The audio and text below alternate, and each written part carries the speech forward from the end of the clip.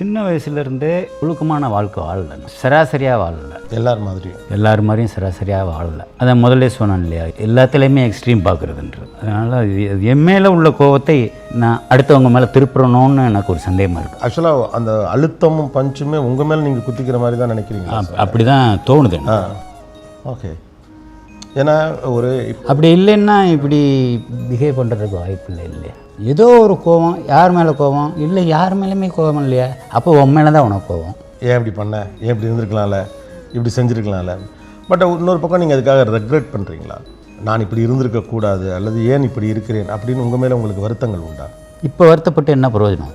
வருத்தங்கள் இருக்குது, இப்போ வருத்தப்பட்டு ரொம்ப லேட் இல்லை. நீங்கள் ஏன் என்னை கவனிக்கலை, ஏன் எனக்குள்ளே என்னோட இமோஷனலாக கனெக்ட் ஆகலை, என்னையே நீங்கள் டேக் கேர் பண்ணிக்கலன்னு உங்களுக்கு இருக்கிற உணர்வு தான் இந்த கதாபாத்திரங்களாமா. நானும் கவனிக்கப்படவில்லை, கவனிக்கப்படாதனை பற்றி நான் பேசுகிறேன். என் கூட பிறந்தவங்க மொத்தம் 8 பேர். அந்த 8 பேரோட அந்த அந்த அந்த தாய் தகப்பனோட அந்த அன்பு 8 பேருக்கும் பகிர்ந்து போயிடுச்சு. எனக்கு மட்டும் தனி அட்டென்ஷன் வேணும் அப்படின்ற ஏக்கம் அது சின்ன வயசுலேயே இருந்திருக்கு. நம்ம மேலே மட்டும் கவனம் செலுத்தணும் அப்படின்றது இல்லாமல் அப்படியே அன்பு பிரிஞ்சு போயிடுச்சா, எல்லார் மேலேயும் பகிர்ந்து அளிக்கப்பட்டதுனால அந்த ஒரு ஏக்கமும் கூட சேர்ந்து தொத்திக்கிடுச்சு. முதுகில் வேதாளம் ஏறி உட்காந்துக்கிட்ட மாதிரி அப்படி ஏறி உட்காந்துக்கிடுச்சு. அது இன்னும் போகலை.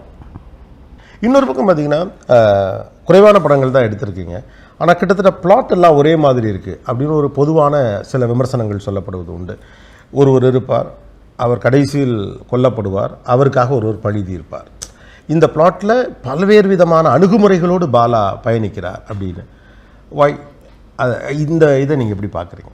எல்லாமே நான் பார்த்த படங்கள் எல்லாமே இந்த மாதிரி படங்கள் தான் என்னை இன்ஸ்பயர் பண்ணுது.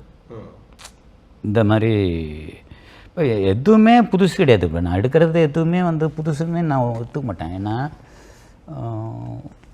ஒன்றும் இல்லை, ஹிந்தி சத்யா பார்த்துருப்பீங்க. அது ஒருத்தன் பாம்பேக்கு வர